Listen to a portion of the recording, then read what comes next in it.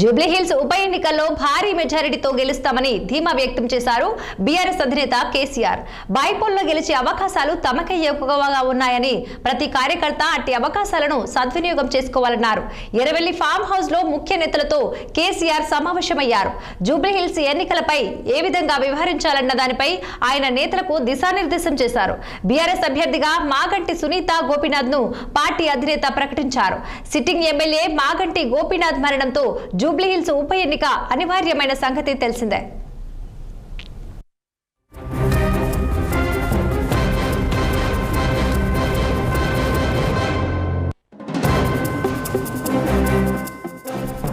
పార్టీలో సీనియర్ నేతగా జూబ్లీహిల్స్ ప్రజల అభిమాన నాయకుడిగా స్థానం సంపాదించుకున్న మాగంటి గోపీనాథ్ సతీమణి మాగంటి సునీతకే ప్రాధాన్యతనిస్తూ ఆమెను అభ్యర్థిగా ఎంపిక చేశారు.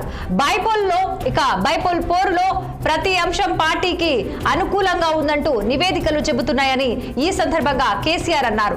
క్షేత్రస్థాయిలో కార్యకర్తలను అప్రమత్తం చేసి ఓటర్లలో అవగాహన కల్పించాలని సూచించారు.